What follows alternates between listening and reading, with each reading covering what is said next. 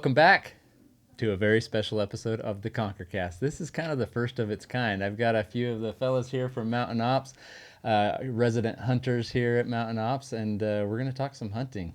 We're going to talk about the trip that these three just got back from Kodiak Island with the Hush crew, and dive into the stories there, the fun, the adventure, how baby moose fell out of a boat and got a little wet. A big baby moose. So Colin's got a new name. Yep, we called him Moose. Yeah, why do you call me Moose? You're so tall and long. Knobby knees. Knees. I do so it's have like those knees. you kind of remind us of like a baby moose when they get up, their knees are kind of hitting and they're having a hard time getting their legs underneath him. And so he stumbled a few times. Yeah, that was probably the reason I fell out of the boat. Those knees got me. They got in the way. Huh? They did. All right, we're going to have some fun. I'm excited for this. This will be a special hunt edition, and we'll be doing more of this with these guys. We got to get Ryan in on some of these as well, and a few of the other guys here. But there's quite a few hunts that the team goes on throughout the year. We haven't really done a podcast just about the hunt draw. We should, but that hunt draw gives our team opportunities to get out in the field, practice what we preach, live the passion. And there are quite a few of the Mountain Ops team members who have never done a lot of this, and so it's kind of our way to get individuals that are working here and driving the passion forward to be a part of it, and they love it. But these three individuals have been hunting for quite a long time. I'm going to have them introduce themselves really quickly. No, it doesn't have to be quick. Tell us a little bit about yourself. We'll start right here to the man on my left. Dallin, you guys just tell us who you are, what you do here at Mountain Ops, how long you've been here, and maybe your favorite thing about working here. Sweet. And your favorite product. Favorite product. Okay, good. Sweet. My name's Dallin. I'm from the sales team. I sell stuff mostly to stores in like the farm and ranch and hardware categories. We've got a ton of really awesome partners in those categories, so it's probably the best categories at Mountain Ops to manage from a sales side. But yeah, I've been at Mountain Ops for 4.5 years. It'll be 5 years in April. Yeah. So looking forward to that. Nice little anniversary. Yeah, there's a little anniversary check and some benefit. But tell everyone how you came to Mountain Ops. Okay, so the Reader's Digest version is what we'll do. But I was involved as a leader in a young men's group here locally, and we had the opportunity to come and do a Conquer Hunger event here. I was familiar with the Mountain Ops brand, but had never met anyone associated with the brand or that worked for the company. So got into this Conquer Hunger event, had a really awesome experience. Don't want your head to get too big too early, but I was really moved by Trev's story and who Trev was as a person. So I was just excited to get to know you a little bit more. And so I basically had driven, I think, some of the youth there and different things, but we had carpooled to Mountain Ops, but I basically told them that my wife was coming to pick me up, which was a lie. She was never planning to do that.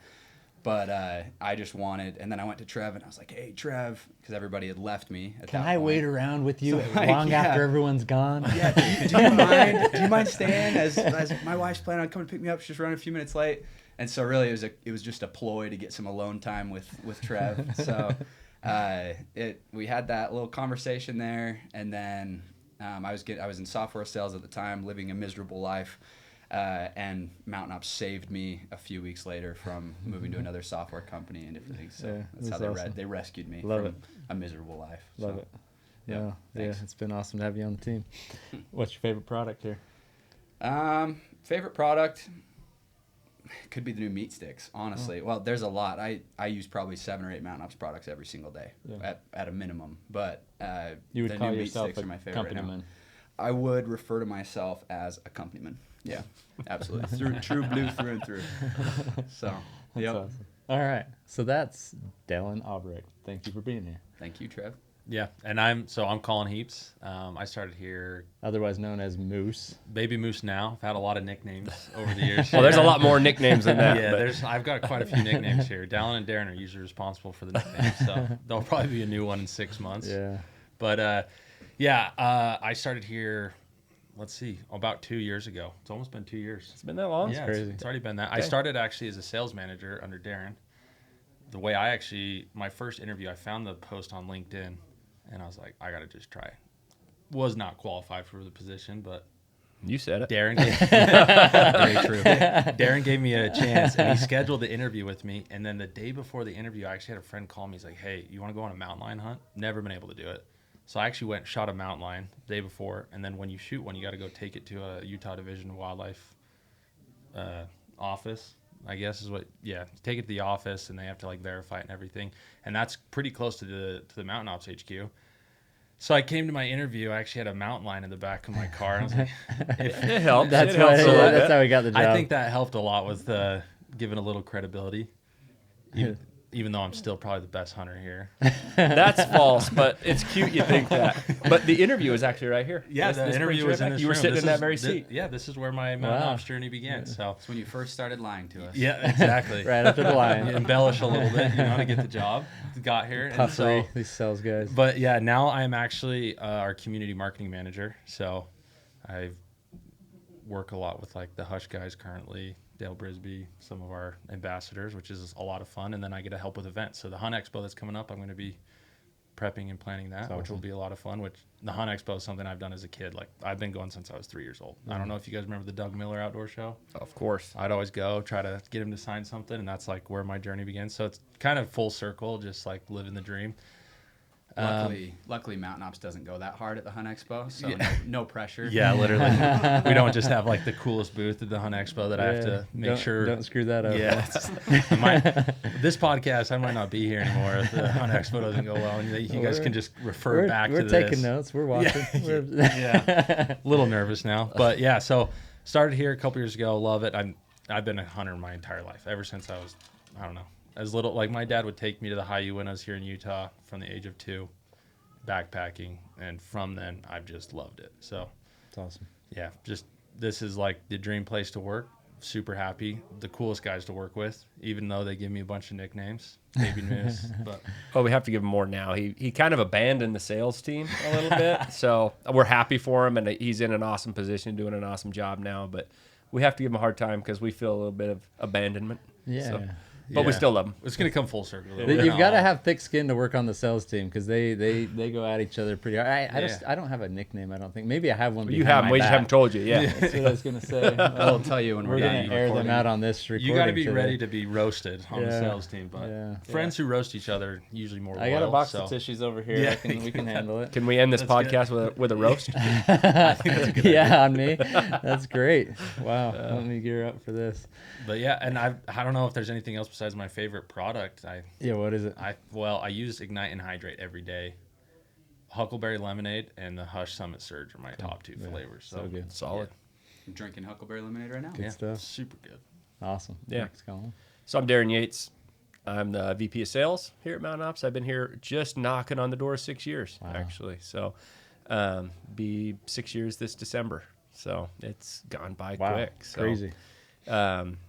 Just been an amazing ride. I came here to help get things a little bit more into retail stores and to get that more established. And it's just been fun to grow that and see where we've been able to win and grow. So see the team grow from a team of 1 to a much larger sales team. Yeah, now. We've got Darren's 6 of definitely, us. he's built out the entire sales program that exists here at Mountain Ops with his team, but he was the one that initiated that, and it's been incredible to watch, and even the physical transformation. I'm going to do a one-on-one interview with Daren at some point and kind of tell that story and how this retail side of the business has been built out. It's been pretty incredible to witness. So. It's been awesome. No, it's been a life-changing company to work for. So it's been awesome.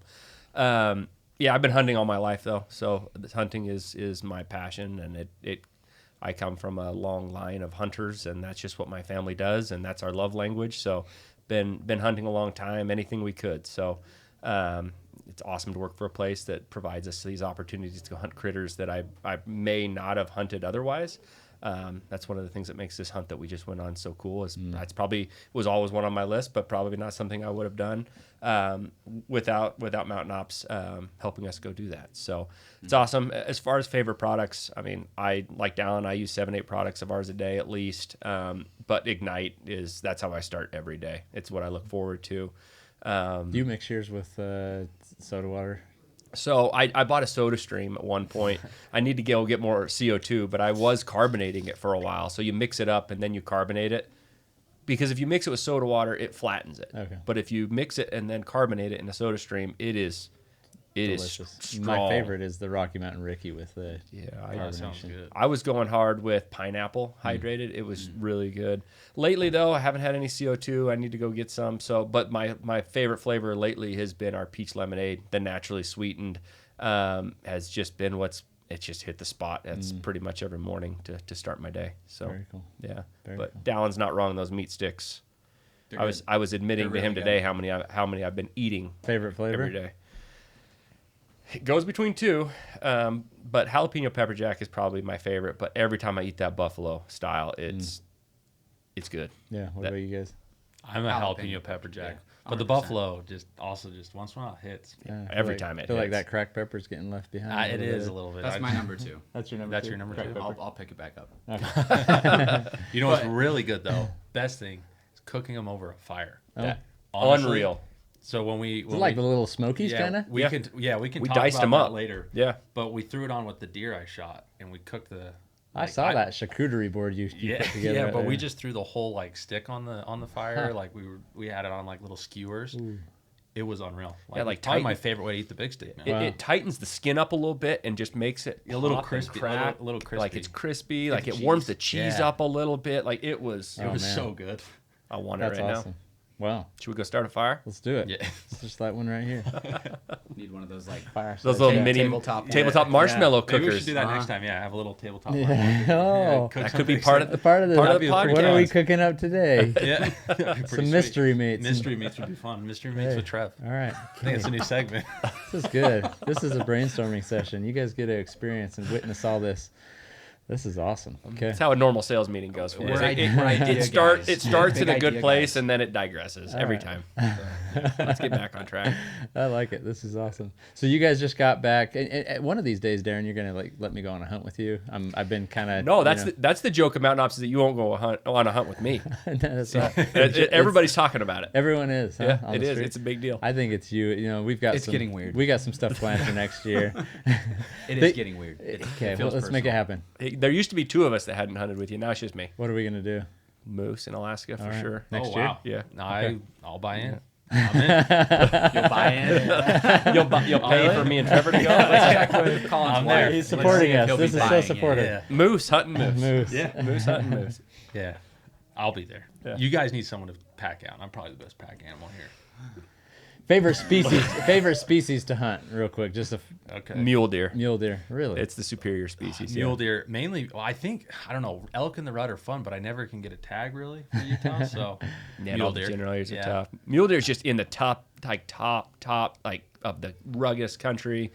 They're hard to spot. Some people can't see them. They all but go nocturnal when they're big. They don't make sounds. They don't call in. It's just a hard animal to hunt. Yeah. I love them. No, for me, it's elk. Elk are the most fun. we got the elk versus mule deer guy. Yeah. Elk are so fun. Even like growing up in high school, even when no one had a tag, like my dad's favorite hobby with us kids was to just hike into somewhere with Yeah. some calls and just sit behind a bush and call elk. Yeah.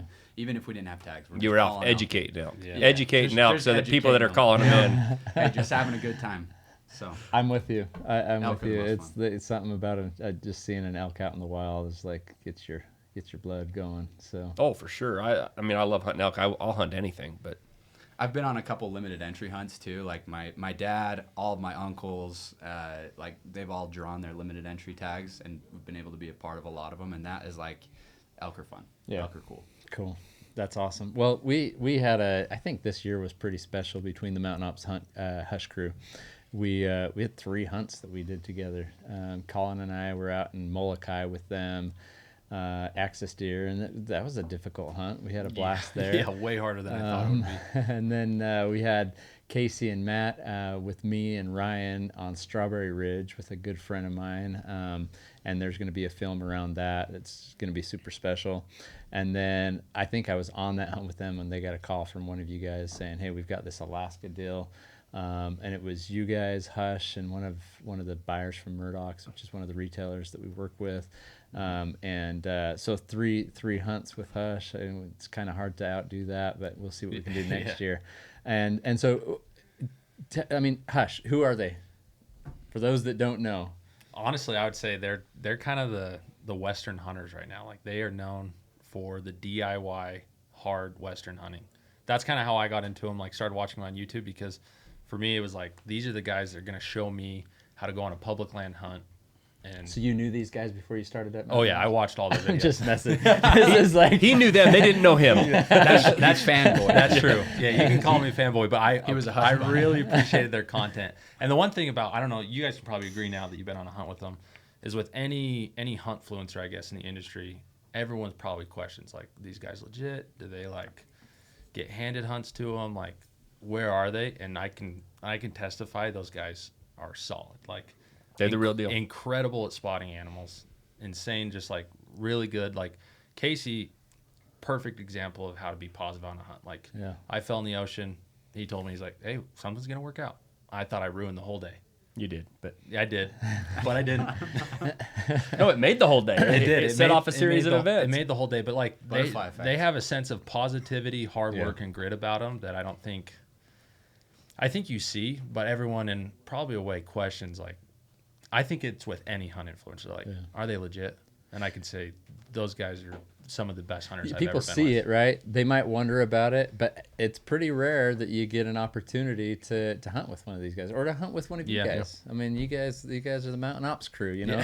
Yeah. It's not every day you have this opportunity to be with such incredible people, and so so you get to fanboy right there on the boat with them, Yeah, right? yeah. no, No, to kind of add to that too. I mean, you go with I've been around enough of these guys, and sometimes they don't even want to. They'll shoot an animal and they'll let a guide cut it up, quarter it, haul it out, and they're just there to pull the trigger, right? Like, I thought I was really fast at quartering an animal and very effective, but man, watching Matt and Casey go to work, those guys they've done it a time or two. They know what they're doing. Like it was very impressive. And Yeah. I'll say too, from a hunt influencer side, something I really appreciate with those guys. I'm a fan. Our house is a real fan of Hush. We watch their videos every time they come out on a Sunday. What I love about it is I can watch it with my kids. Yeah. There's so many of these hunt influencers that it is a lot of language, and I don't agree with their hunting style or what they're hunting necessarily.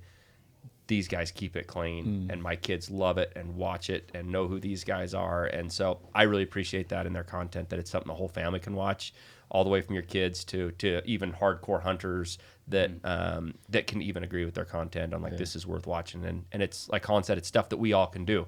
They're not going on $20,000 hunts that nobody else can afford.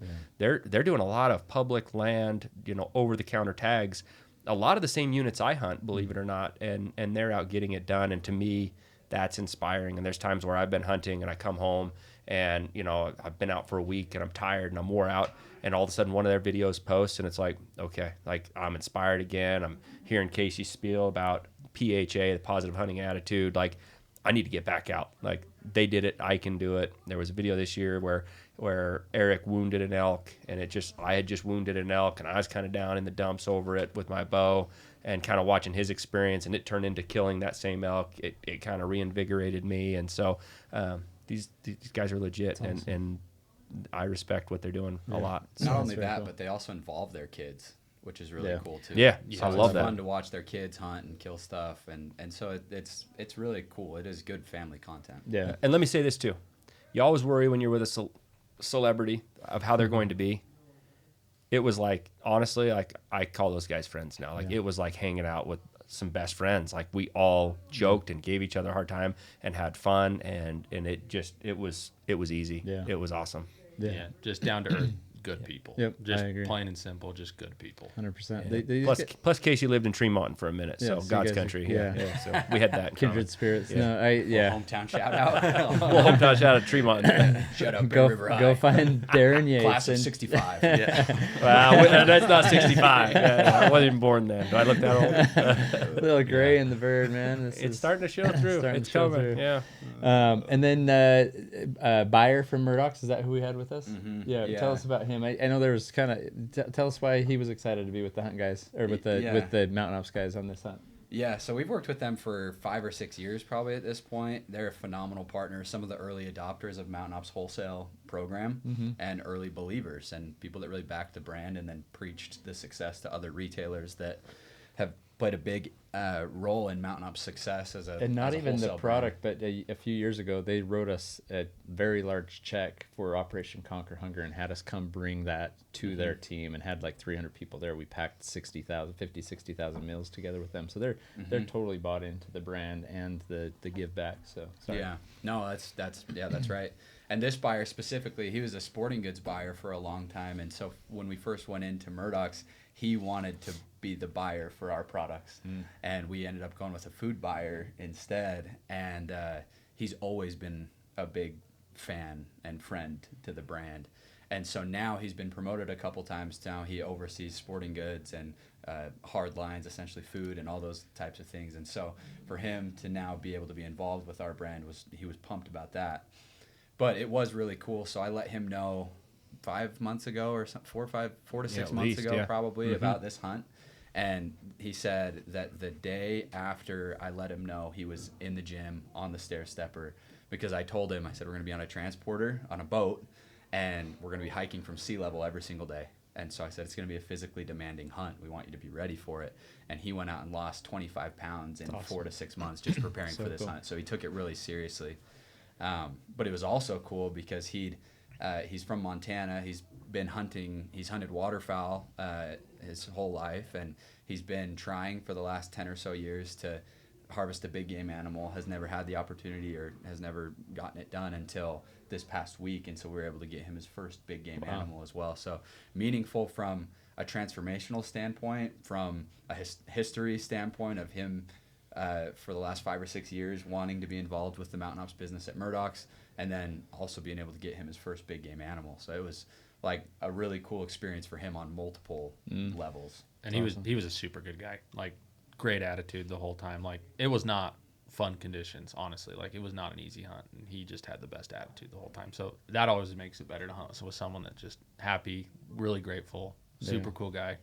Yeah, it was awesome. It's easy to take what we get to do for granted sometimes, like when we think about the hunt draw or opportunities to take retailers on these type of experiences or things like that. It's easy to take it for granted. And from his standpoint as well, he got invited on, I think he said like 14 different hunts or something, right, this year as a buyer. And so crazy. And why choose this one?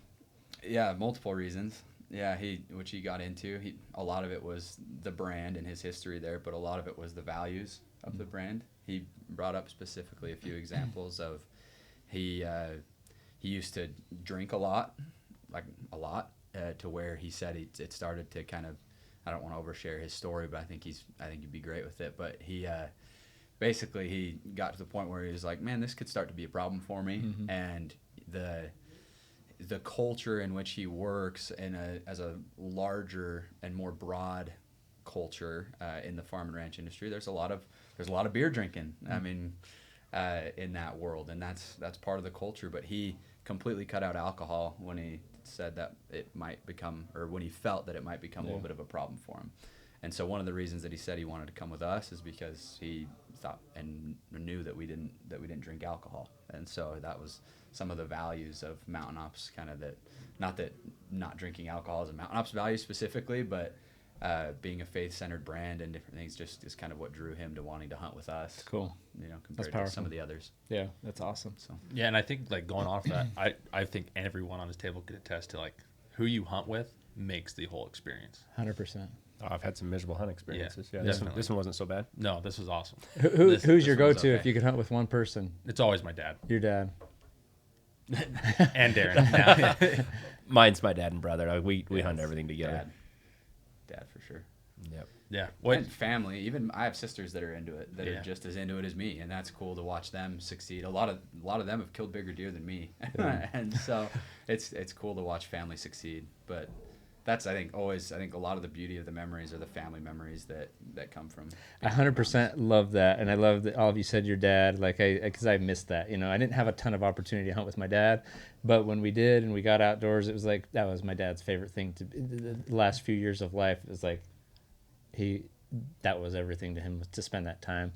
I wish we would have found it earlier. We had other stuff growing up, but I love that. But what I take from that is like I have this incredible opportunity to be that dad for each of my children, and I love that the Hush group is like that. That inspired me.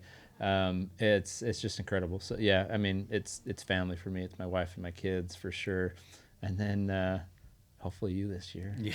I mean, This next history year. has shown that if you had to choose who you don't want to hunt with in your life, it would probably be me for you.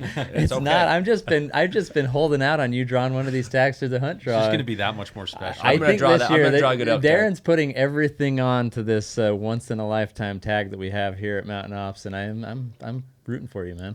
Rig it. I'm gonna Rig do it. I'm gonna do the same thing just to, He's to doing spite him. Then I'll Dallin's draw going to it. end up with that tag. You won't have a job anymore if you draw. They'll have to go back to a redraw. I guess that's the trump card. Yeah. Right there. It just fires me. Yeah, you're so right though. Like it comes to, like the people, because we've all probably been on hunts where it's like this can't end soon enough because of the people that I'm with, and so those are just miserable. Because hunting's not typically like this casual or relaxed, like oh we're all out on a beach together type. There's a lot of work. You have to stay positive. I love the what is it? PHA. Positive hunting attitude. He preached that every day. Yeah. He did. And they are totally that way. You guys are that way. So you want people that have the values aligned, and it's awesome that the buyer there at Murdoch's kind of saw the value alignment, and then you can go and enjoy something. And you can come from all sorts of different walks of life and backgrounds and everything, but when you have a shared experience together, especially when there's some difficulty, relationships are forged in a different way, in a pretty unique way. Yeah. So tell me how that happened. Tell us. I mean, I don't know where you guys want to go with this. I want to hear all about this hunt with Hush and with Murdoch's. Tell us the highs, the lows, the adventure, the falling over the boat, like all of this. Yeah. What happened from that falling over the boat? Because it Yeah. sounds like, I mean, that was kind of I think there's some divine intervention in that fall. I 100% believe it. So, Yeah. maybe we could start with Dallin, like explaining, like he kind of is the one that got the ball rolling Okay. on this a little bit. Him and Daren, like I think, queued it up. So Yeah, this was a hunt that we'd heard about from a friend of ours that's in the industry. He's done it like 4 or 5 times over the years. Kodiak, yeah, black-tailed deer, and he's been all over the world doing a lot of hunts. And he's always said that this is like one of my favorite top hunts, and so he always talked about that. And so he got us some contact info and with the charter that he uses, and Dallin went to work.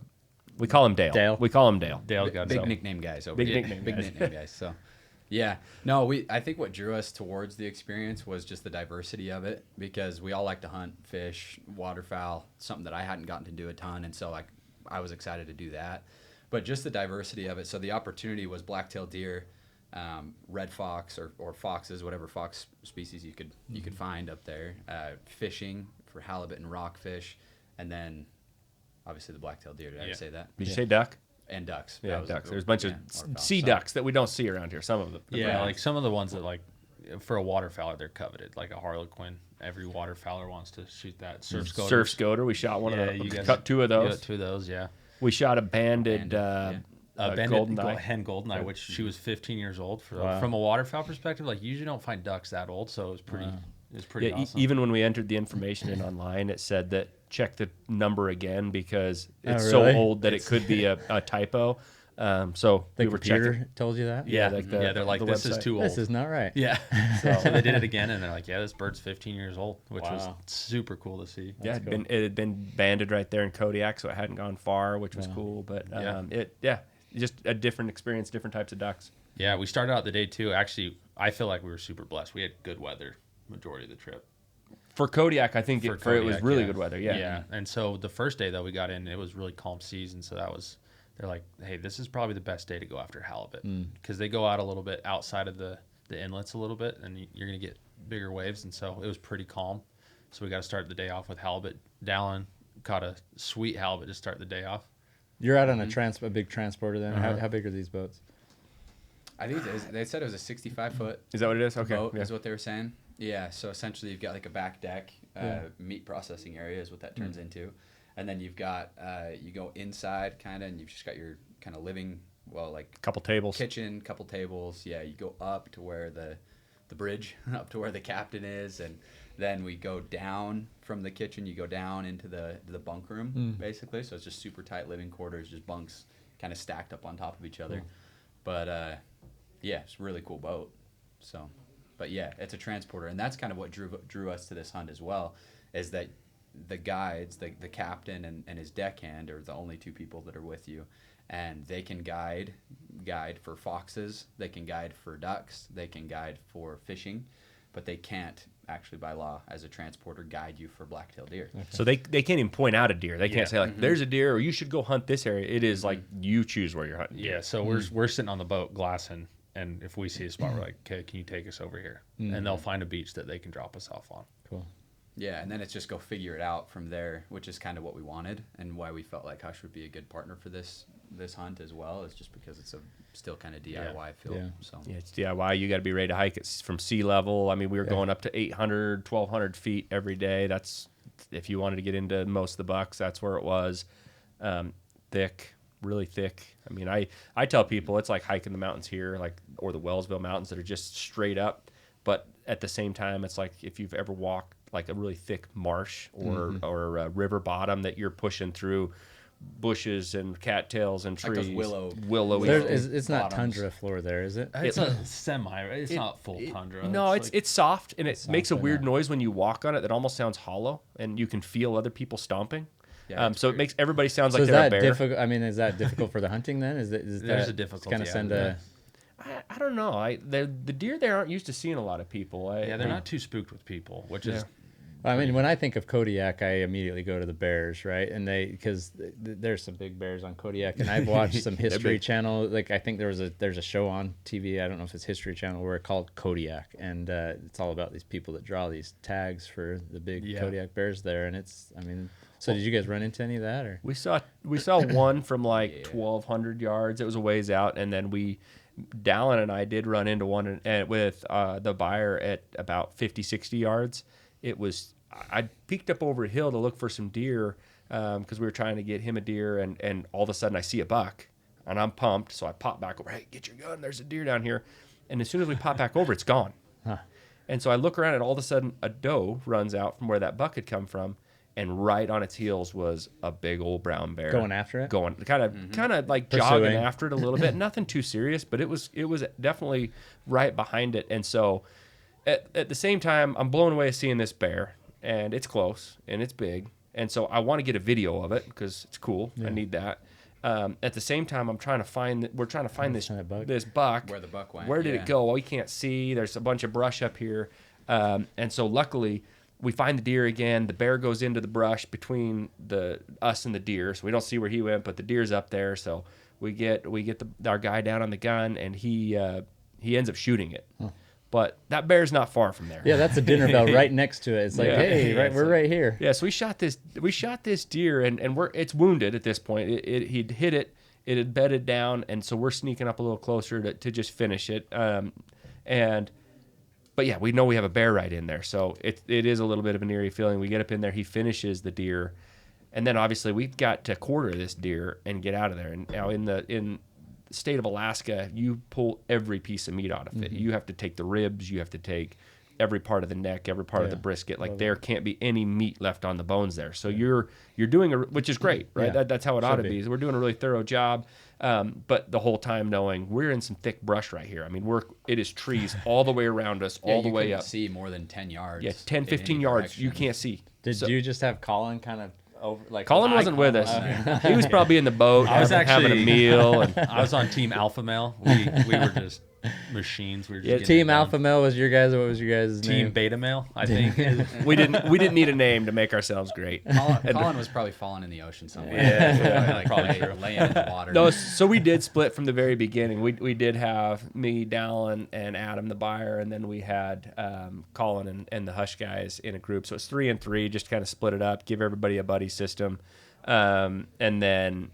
But yeah, so we were split up part of the time. I ended up getting to hunt with these guys some, and which was great, and we'll get into that later.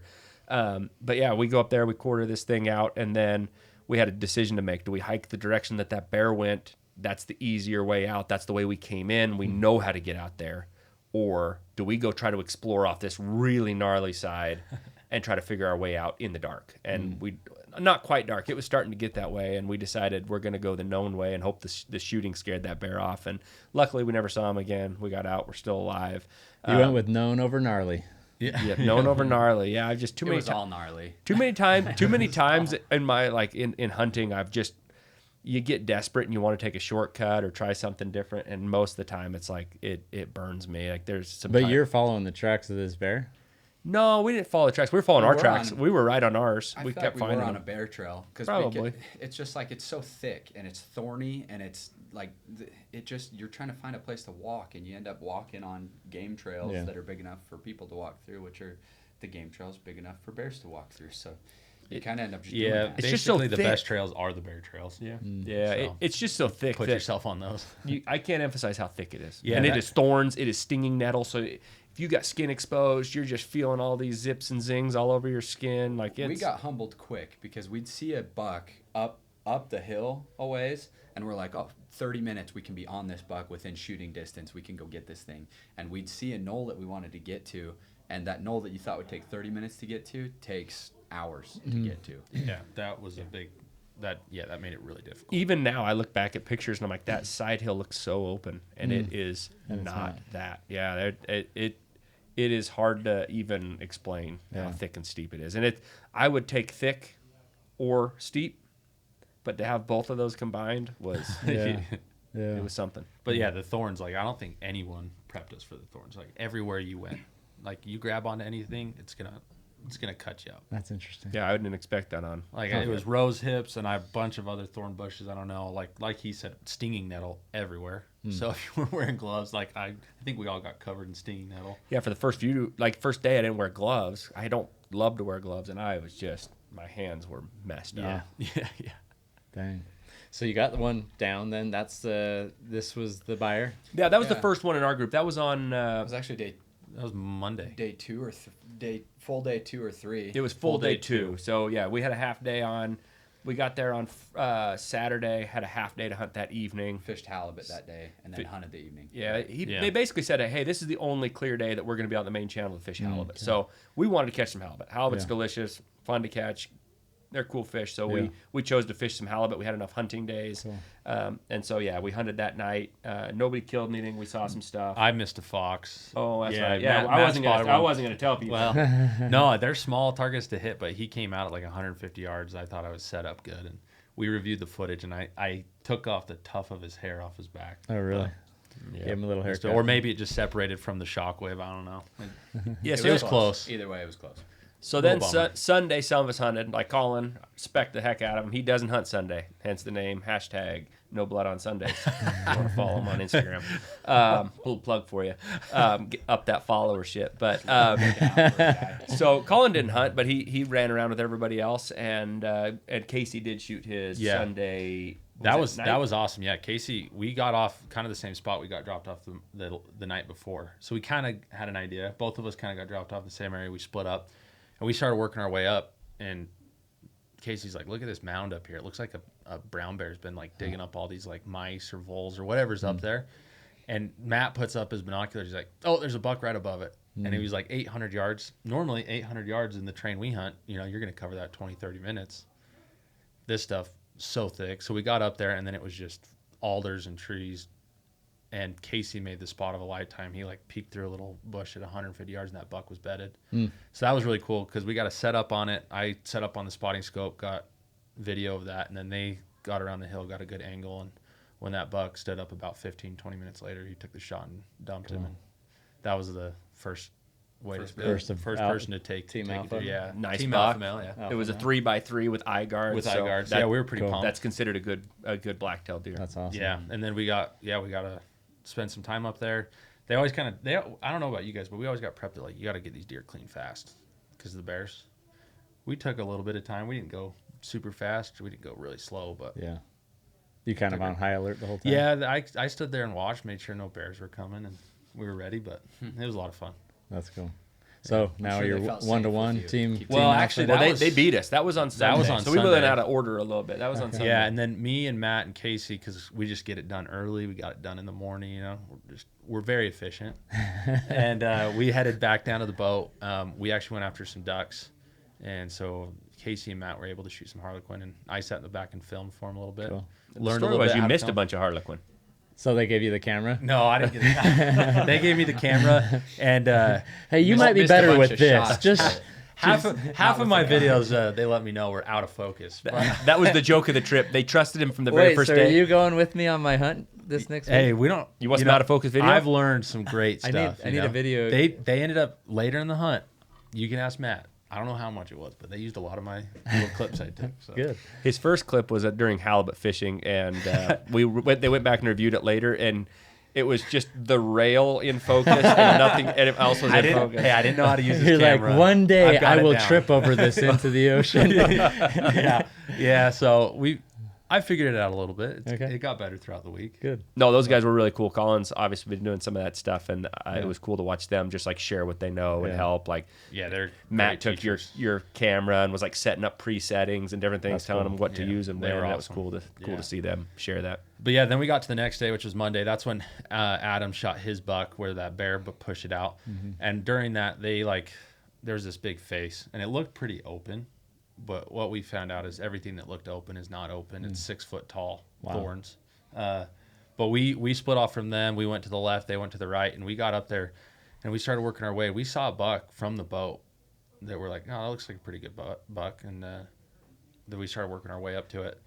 And we got on him. There was actually one, and Matt's like, "That's him." Casey's like, "I think he might still be right here in this area." So we just kind of held tight, and he came out, and he was massive. Like for a blacktail, we're like, "This thing's huge." Matt got set up on him, took a shot, didn't hit, and that buck went over the top. But we're like, just like Casey, you always preach. He's like, "Hey, we're gonna get back on that buck. Like, take some deep breaths. Let's go." There was a lot of emotions because we saw probably the biggest buck that we would ever expect to see there. We hurried and made it our way to the next knoll, and that buck came out on this cliff face, and Matt was able to run up, get set up. We were able to get a video on it real quick, and right before he went over the top, Matt took a shot and got him, and he's might be a Boone and Crockett buck. He's definitely Boone and Crockett, and Yeah. he's going to be close to a record. Really? A but- state record. Yeah. Inches off. Yeah, inches Wow. off. That's cool. Like insane. Like we couldn't believe that we had shot a buck of that caliber. And Matt must be, he's on a roll right now. He's yeah, because killed. didn't he just get a whitetail? His first whitetail, first and his first whitetail blacktail in the fir- last month or so. Yeah, and Big whitetail. So first big whitetail, big blacktail. He got a few axis deer, and he shot a mule deer with his bow in Colorado. So like, Go Matty. year of the deer for Matt, Yeah. which is pretty awesome. Good That's for really him. cool. So and then these guys that like right after that when we were hiking out that buck, they shot that other deer. Yeah, we could see each other. We waved. Oh, through you the guys got binos that at each one, other. and then you guys Yeah, got and, one. and when we were hiking down, I could see them on the peak that bear had run under. So, Huh. so we hiked out, went back and fished. Like I had like 50 pounds of deer meat on my back plus my pack. And right as I got on the boat, the captain had dropped down one of the lures for the rockfish, and we're getting off the little what is it? What's that little boat that they have? Like a Skiff. little Zodiac boat, little Coast skiff. Guard- Coast Yeah, Guard it's skiff. super cool. We're getting off of it, and they're like, "Hey, there's a fish on." So I've got my whole pack on, gun on my back. I run over, reel up a rockfish. It was With just your pack on? With my pack on. It You was, get some video of that? yeah. There's a little bit of video. There's a good picture. It was just funny because I had all this weight, and I'm like tired from the pack out and reeling up a fish the second I get back. That's the kind of the fun of that adventure. It's like Yeah. there was just always Always something to something to do. do. Yeah, which is awesome. You don't get that a lot of times. That's really cool. Yeah, you beat us back that day by a couple hours. Yeah, so we you usually guys did. were able Like to we do were some all, stuff. like I said, we were very efficient, and We were there to get hunt done. some deer. So was that in the morning?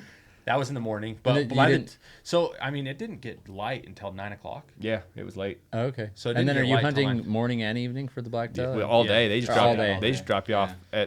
in the morning before light and pick you up after dark. Say, hey, we'll And- see you at this okay. beach at 7:30. And you hope that the beach is smooth enough, because if the beach they dropped you off, if anything's changed and it gets rough, they're having you hike to a different beach. Now, luckily, we kept calm waters, but they always kept saying, if it's rough, we're going to tell you to go to a different beach and we'll pick you up there. Yeah, so So we lucked out on that. yeah, no, and it's cool. Like sometimes like they're like, hey, you know, like we had hiked up 1,400 feet straight elevation to get to Matt's buck.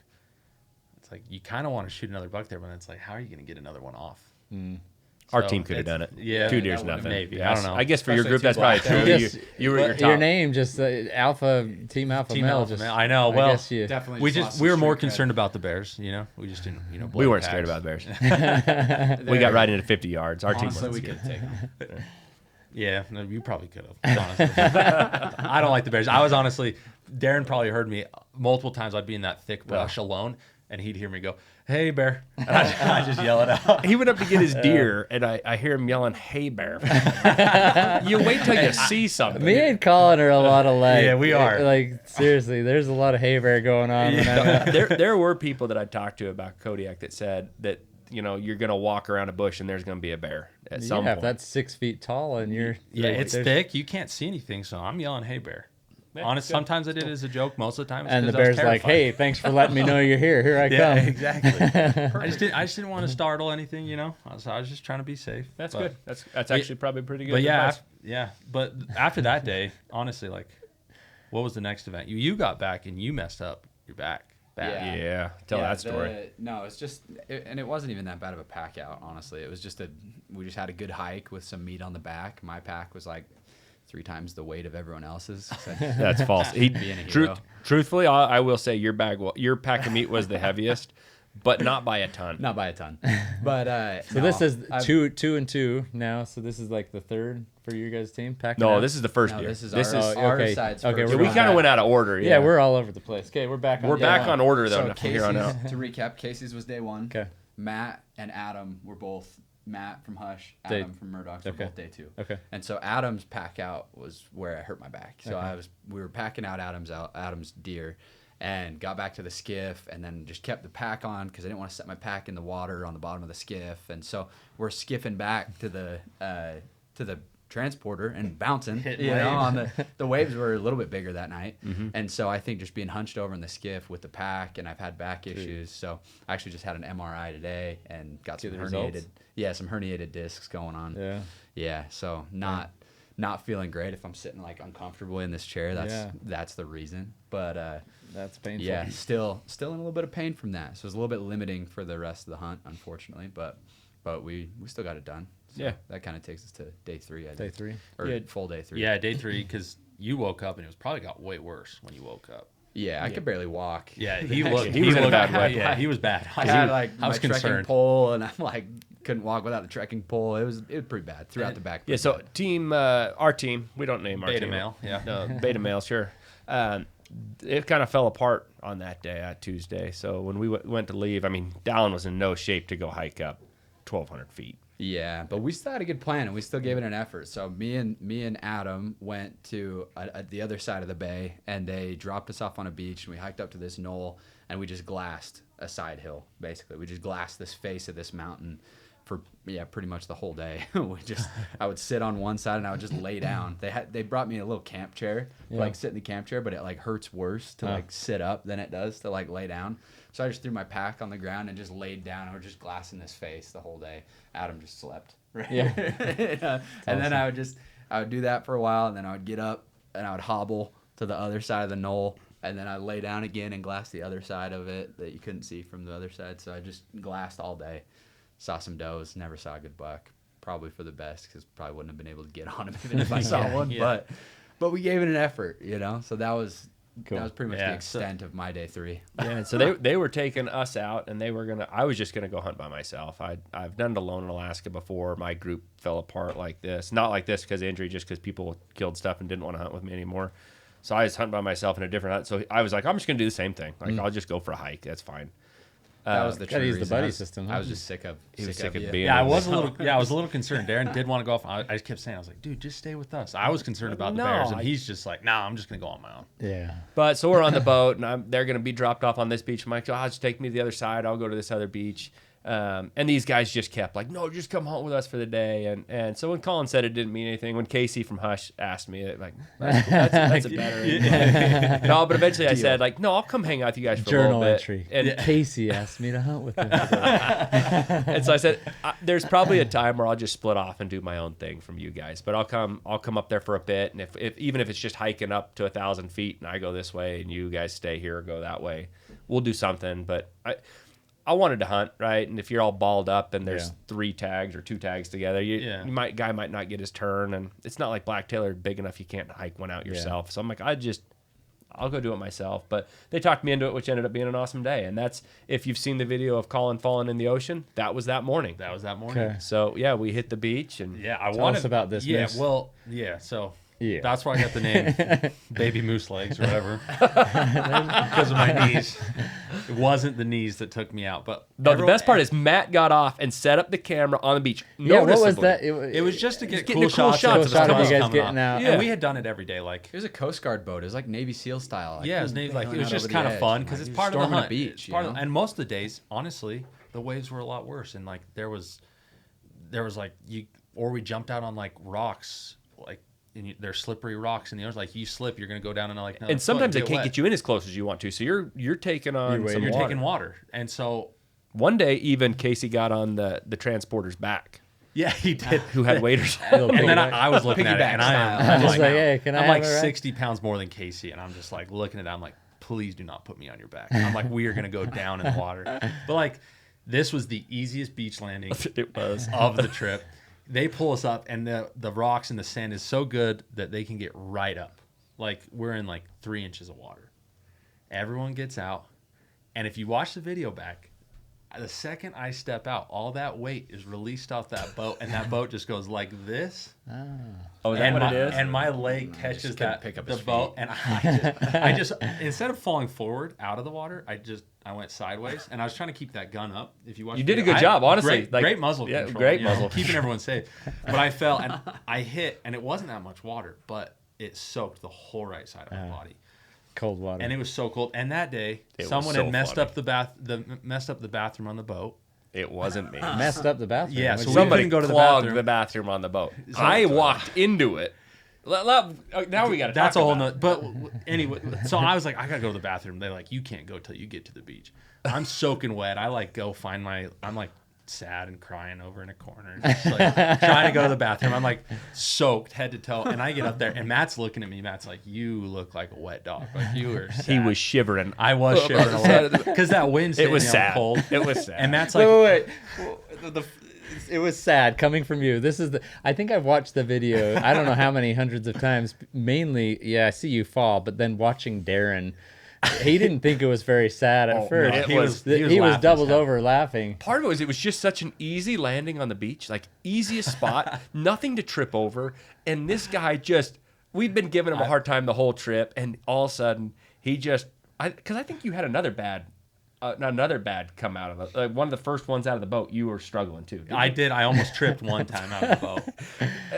But The he just camera was splashed set it. up. He just the camera's set up. perfect. Like I had a was lot of meant to be. pressure. Yeah. Casey, when he got out, dropped his water bottle. I'm picking it up, and my exit was beautiful. And then his splash, it was just fun. And everyone was laughing. I was laughing, but I was also at the same time, I was just like, well, the night before we'd found a pretty sweet 4x2, and we knew he was in that area. So we're like, we're going to go hike up and find him. We kind of knew where he was.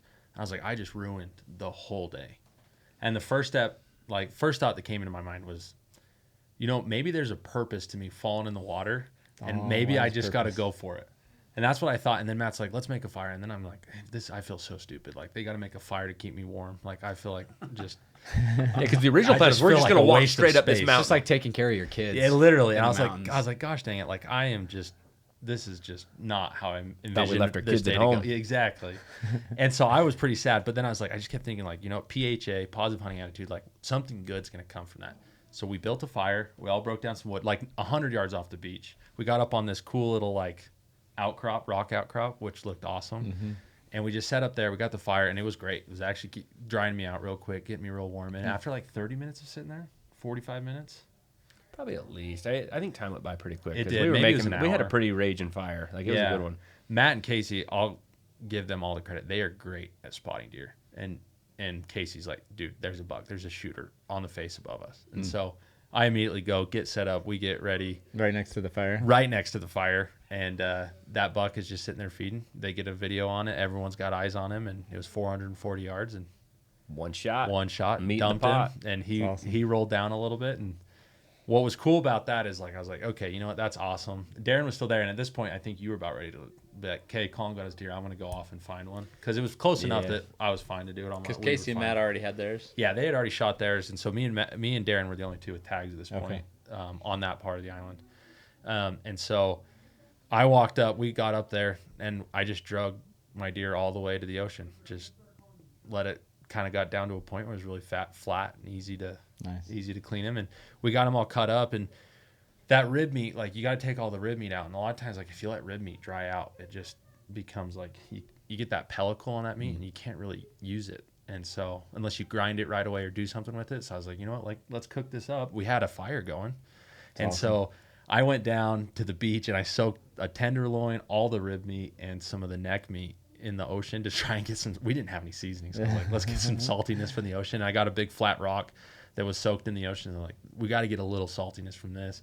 And then I came back to them. They got the fire going. We called it the sizzle rock, and then we just started cooking my deer, and it was really good. Really That's good. awesome. I was a little worried because usually deer fat holds What all does that gamey. blacktail taste like compared to their deer? Probably closest to like an axis deer. Closer to an Oh. axis deer. Super mild, Good. like kind of like a really Kinda good sweetish. texture. Sweet, yeah. The fat had a sweetness to it because I was really concerned to eat the fat because usually that's what they say holds that gamey Yeah. flavor. It actually, I was eating some the other night, and it reminded me a little bit of lamb in a Huh. weird way too. Like it had a lamby flavor to it. Yeah, it's super good. Super.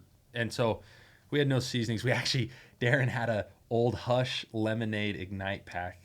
And we sprinkled the Lemonade Hush up? lemonade to get a little citrus. citrusy Jeez, flavor. that would Wow. have been like And it, That's few years Hey, old. this might be a new thing. It's It probably was. close to expiration. It was, Yeah. but it tasted good. We Yeah. put it on a lot of the meat we ate, and then we got the big sticks out, and started cooking them, and so we're cooking all this meat, and we're just all eating it. We should Tastes hold a little good. competition with our community and have them send in their like what flavors of Ignite or Hydrate or whatnot taste best on their meat. Yeah, we should see which ones work with the seasoning. This one we thought was gonna be good because of the citrusy flavor. And It was honestly it was good. It like made it a little sweet. made it a little sweet, Little which was citrusy. kind of nice. But alone, the deer was good with the Hush Ignite lemonade. It was good. So, That's but awesome. we were just sitting there cooking it. Anytime the sun came out for more than like 5 minutes, those deer just popped out. Like I don't know if they got up from their beds or if they were just easier to see. I think a little bit of both. I think they're standing up, and I think they get a little easier to see. They glow a certain amount with that sun. And so when that happened, Darren and Matt and Kate, like they're like, we're gonna find another buck right now.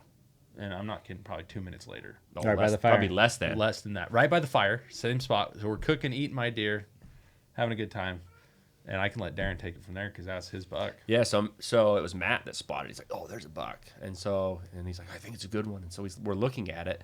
It ends up looking at us, and this deer is abnormally wide. So we're looking at it. My goal was to shoot something that was a 3x3 with eye guards. That was like what I set out to shoot, and so that's what I was looking for. I just have. So we got it in spotting scopes. Have 3 on each side. What we found is it had 3 on one side, 2 on the other, and then it had eye guards. But it was so wide and big. At this point, we'd seen enough bucks for the first few days that we kind of knew what was there and what we liked, and it was just too good of a deer to pass. It was a really good deer. It ended up being second biggest. Yeah, probably. it was. Yeah. And so it was a really good deer, and so it was out there a little further than I wanted to shoot, but it was 700 yards, a little over 700 yards, which is a long shot, right? There'll probably be people that hate me for that, but it was a longer shot. I mean, I obviously shoot a lot farther distances than that on paper, and I've shot animals much farther than that even. And so we set up on it, and it was the chance that we had, and luckily I was able to hit it the first shot. I hit it 3 times. Yeah, you hit it 3 times, and then it bedded down kind of in a bottom, and so I don't like it. I hate the story. I felt really bad about it the whole time. Like I hate the shots that were there. I mean, it was enough to put him down. It would have been enough to kill him, but I felt kind of sick about it. And so this deer's up there, 700 plus yards away, 1,000 feet of straight elevation. 1,000 feet of straight elevation gain or more. I mean, it was way up there. It was up past where Collin shot his. And so for kind of just contrast, it took you guys about an hour and a half to go Get 400 mine, drag it yards down. to get your deer. Yeah. And drag it to get up there. And so for me, like I've got to go past that and further, and it gets steeper the higher you go. So I'm thinking I don't want this deer up there to suffer. I want to go get this done. And so I left my backpack. I just kept my gun with me, and I scurried up the mountain. I made it there in 45 minutes, which is 45 minutes too much, but It was insane. went by yourself? Yeah, he went by himself. Yeah, just we went by myself. watched, made sure that deer didn't get up out of his bed.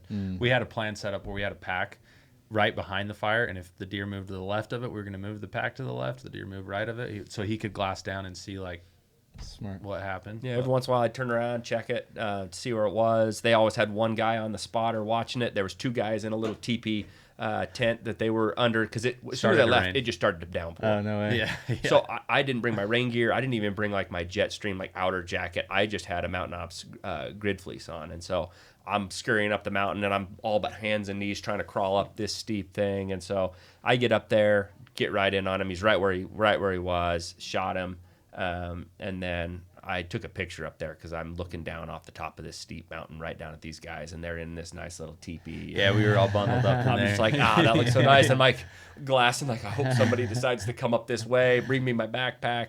And so I'm looking down there. They're not budging. So I'm like, well, I guess I'm dragging this thing off, which is fine. So I just start dragging this deer by myself. And What were you guys thinking at this point? Well, we were He's like, got it? well, he's just gonna drag it like I did, straight down.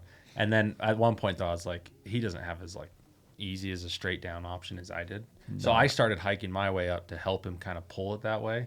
But that deer just started going. So yeah, there's a few times like I was a little bit worried when you drag an animal down something that steep, it wants to roll sometimes and twist your arm off. And so there was times when I started, I'm just like, there are gonna be times I just have to let this thing go. Let's just hope his antlers don't break, and let's hope I don't destroy him. But for the most part, he didn't roll like I wanted him to. He kind of is so thick. He would roll one time, and then you get held up in this brush, and it's like, how is he not rolling?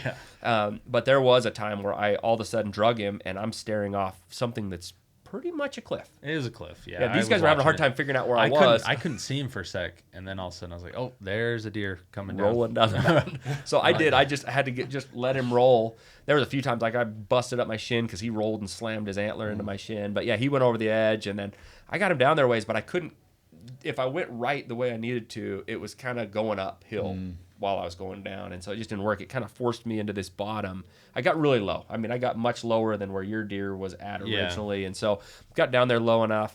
Got him in a spot. Collin met me there. He saw a fox. We weren't able to get a shot on it, but Matt and Casey brought my backpack up, and we got him broken down and hiked him out. 25 minutes, we were done, and then it was about dark at that point. Yeah, we had the skiff come pick us up, but we had we doubled up. That which was a lot of fun. Which started with me falling in the ocean to All for a wise purpose, right? There was a purpose behind it. We both got to shoot our bucks exactly in the same spot. Yeah, and it was fun. I mean, we worked hard that day. Like going up after those animals. Like my watch tracks my active calories. I kind of judge my day on when I hunt off steps and active calories burns, because there's some days where your steps aren't that high hunting. You're like, some of these days were like only 10,000 steps. There was other days that were over 20,000, right?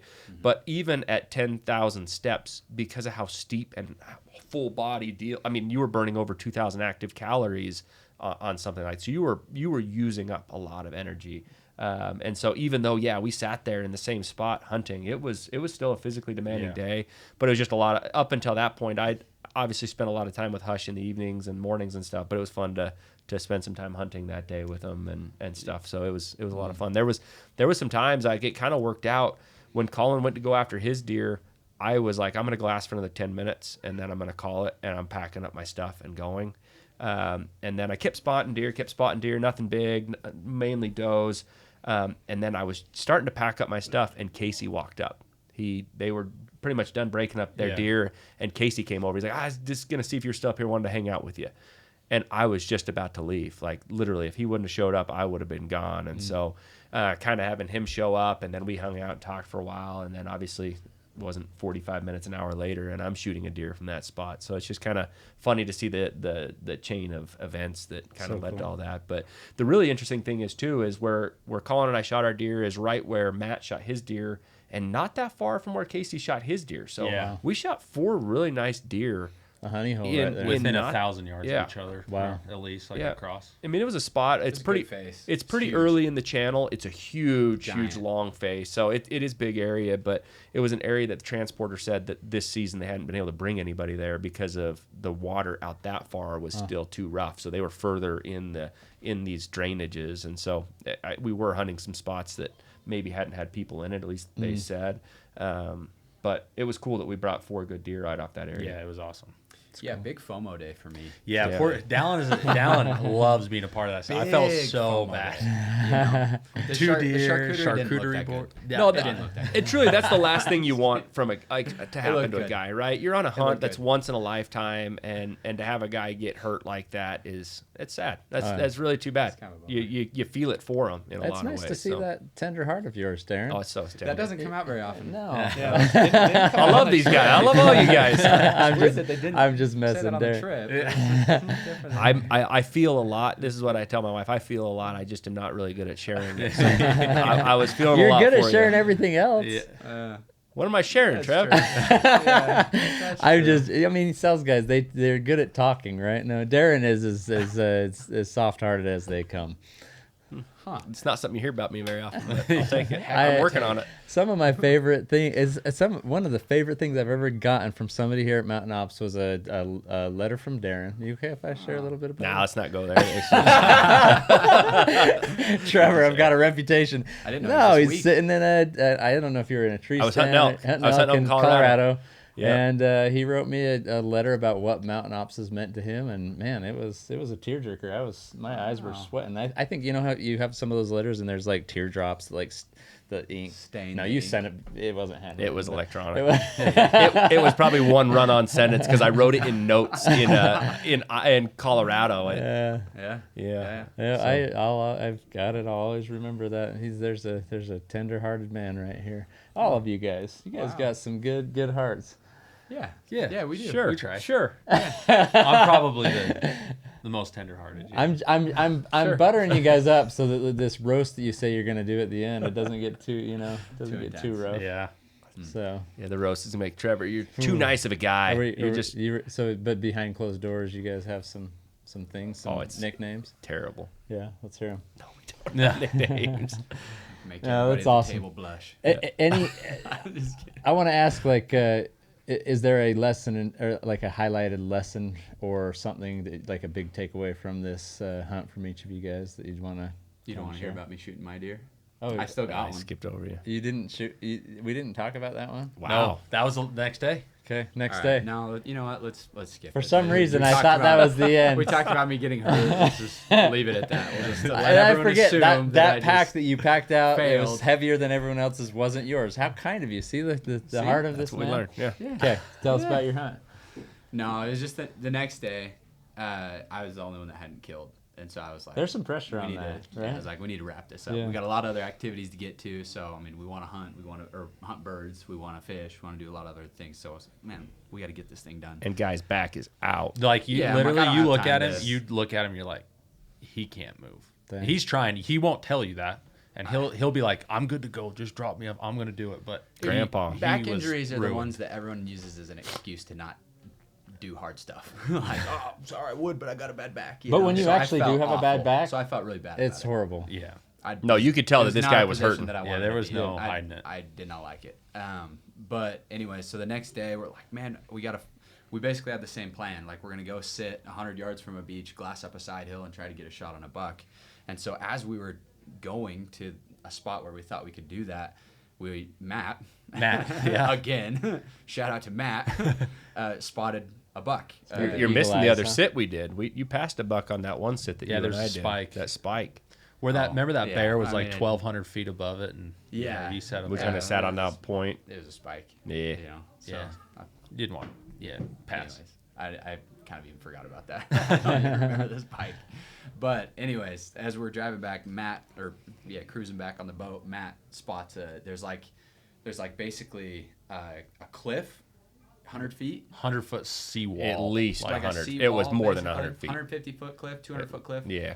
It was big. 1,000-foot cliff. That sounds better. Where the story's going, that sounds Yeah, better. you make Darren sound like a hero here. So, It was a big cliff. yeah, because the guys couldn't the transporters they couldn't guide deer. We couldn't shoot at deer off the boat. And so if I could have shot at the deer from the boat, it would have been like a 100-yard shot. It would have been short.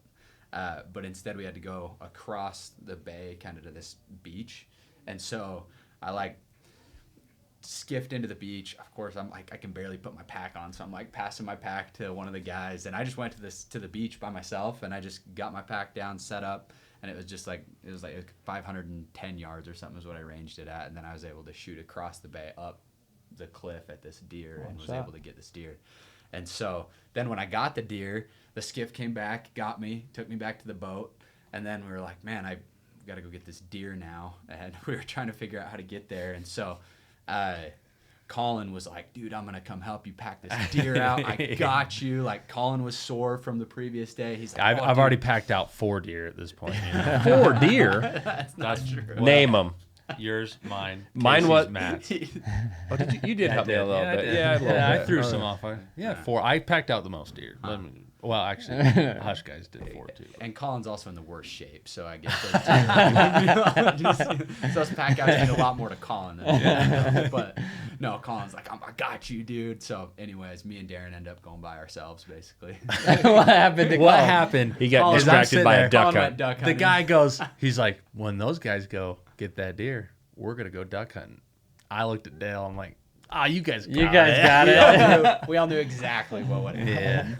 So I went on a duck hunt. Collin put in his dues helping everybody else pack out. So he put in his dues. But then the tide had come down a little bit to where there was like a tiny little, I don't even want to call it a beach, but it was like a little gravel landing spot. And we could either go into the beach again where I had shot from and try to maneuver along this side hill to get up to where my deer was, or there was kind of a draw the other way, but none of the ways looked good to get to this deer. And then the deer was in this kind of grassy like spring area where I had shot him, and then below that grassy area there was kind of a spring that had made like a gravel face, almost like a rock face that we were like, oh, we could maybe shimmy up that thing and then we could get to this deer.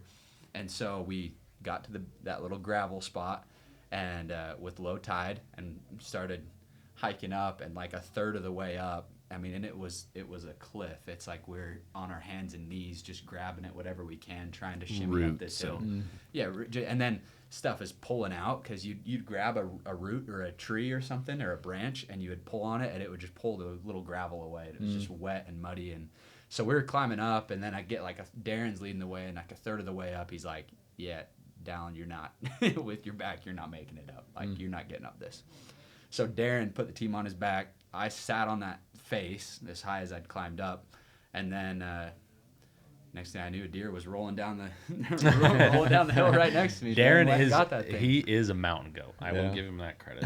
The guy can hike. The guy can hike and the guy can climb. Your buck was down behind some trees, dead, right? You just got up there and it was dead. Yep. Yeah. Yep.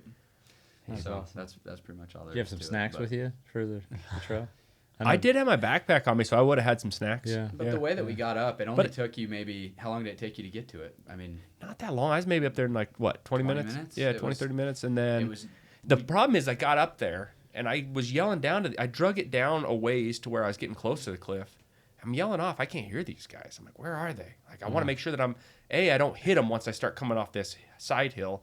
And B, what if they decided they were going to come around and Dallin wants a picture up here? And so I'm trying to yell. I can't hear. They can hear me because I'm loud. I can't hear them. Who's they? Is this we just could the only two hear you of part you? of or the did- time. It was Dallin and Adam. had come with me. Okay. Yeah. And so, but finally I got down low enough and they were there. And so I'm like, hide yourselves, and drug it down there. And I found a spot where I kind of liked where it funneled a little bit. And so I sent him right in between an area, and he slid down there, missed these guys luckily, and got in a really nice spot to where it was just one more short drag right down to the edge of the beach, and we processed him there. And then we had a beautiful little place, like the carcass on the shore where we could hunt fox off. Oh, cool. Because the boat was looking right at it, so Yeah, it and worked that out pretty next good. day we ended up spotting 2 or 3 foxes on that side. Yeah. Colin right? probably missed those. Awesome. yeah. No, honestly, I was the Good greatest job. fox I spotter. was just waiting for that. That was like the best of them all.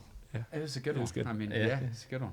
Yeah, Sorry, that's okay, Missed Trevor. that. I'm used Yeah. to Well, it. Just kidding. and the rest of your. but from me or from?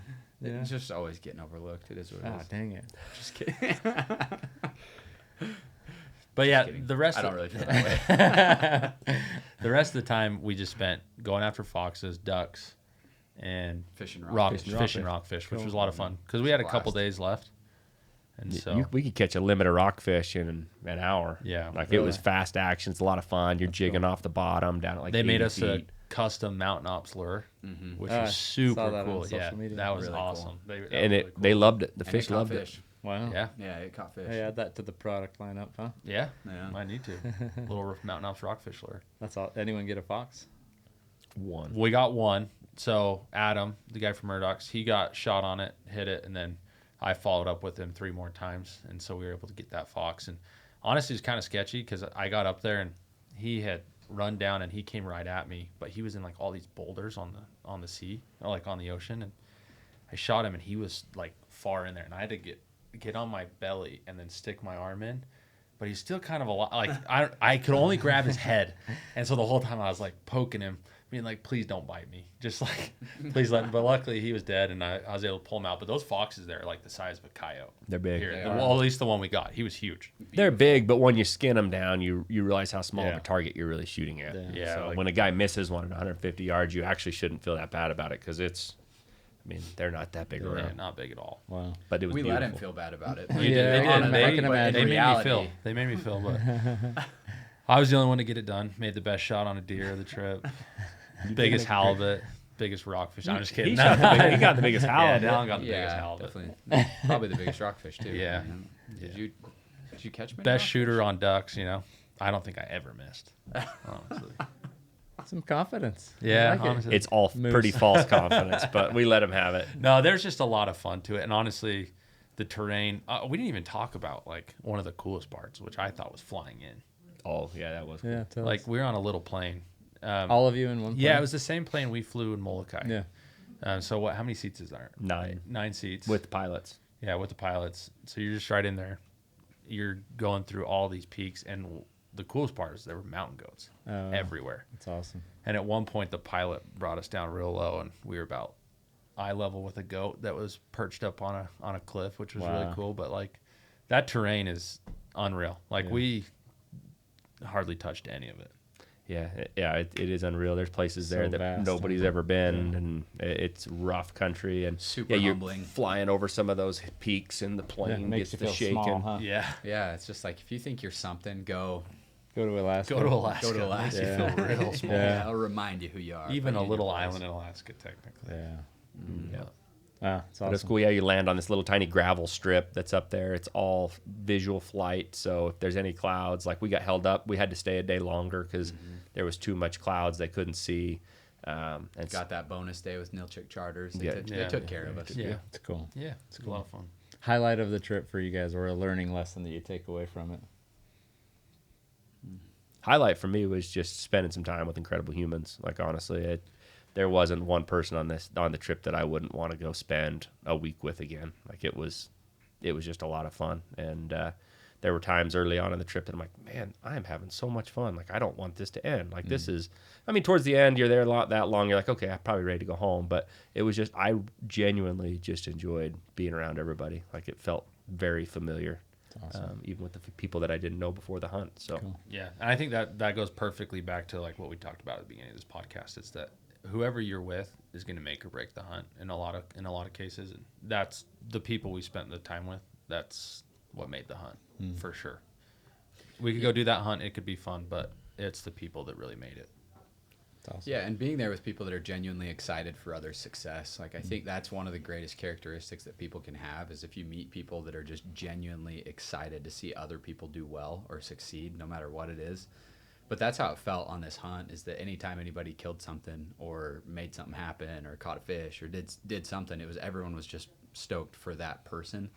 And so especially for our buyer from Murdoch's, for Adam to get his first big game animal and things like that, to see the success and the happiness and the joy that comes from those experiences is really awesome. That's probably my favorite part, and something that was a takeaway for me is just, and again, Casey and Matt were both great at that with their PHA and just trying to take away having more genuine happiness for other people's success. That is such an incredible characteristic. I think if you find somebody like that, keep them close to you and become that, right, for others. That's awesome. Anything else you guys want to share before we wrap? There wasn't any ego there either. Like that's the nice thing too. Like and not to get long-winded on that either, but like there was just, it doesn't matter if someone shot a smaller deer than someone else, and it goes back to that just genuine happiness. It wasn't like, oh, my buck's so much bigger than you know, you're tiny forky or whatever. You know, it was just a very genuine happiness for everybody. Yeah, no one. I can reiterate that. Like, there was no ego on the trip. Just everyone was happy for each other. Everyone was helping each other out. Everyone was having a good time, and that's cool. what made it. Yeah, some people were helping, some people were duck hunting. Yeah, That's true. That's true. But that's why we do these. That's why we do these things with our retailers, with partners, with ambassadors. It's just that you put yourselves in unique situations where you can have those experiences that you couldn't get anywhere else. And that's the beauty of being in the field with people. Yep.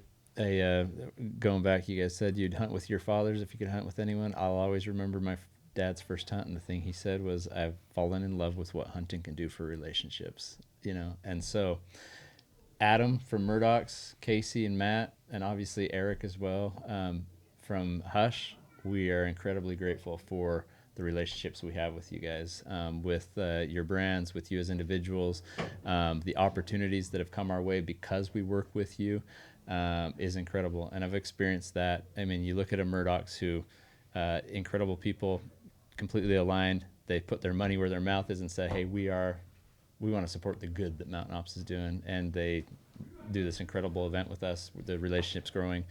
Hush, we've been together from the beginning. It's like Mountain Ops and Hush go hand in hand, right? You look at both brands and it's like you almost can't have one without the other. I've experienced it myself as well, just like you guys have now, and incredibly grateful for that relationship and the good that's happening and the quality entertainment that happens for families to be able to. So much garbage out there, so much. And our brands are all about bringing to light the good in life, the good from God, the love and light that is available to us, the abundance of life that's out there. And I echo what you say, just be happy for other people's success. It's such a small amount of time we have here on this earth. And why go about it in any other way than just to be happy for those that are experiencing things? And when your time comes to shine and have those opportunities, hopefully you have somebody in your corner that's excited for you as well, and you can experience that joy and that success together. That's, in my opinion, how we connect and conquer. And that's what this podcast is all about, helping us connect and conquer in meaningful ways. Thank you guys for sharing the story. Yeah, thank you. Everyone, subscribe, like, share this. And let us know if you want more of these hunting type stories. I think we need more of this. This was a really fun conversation.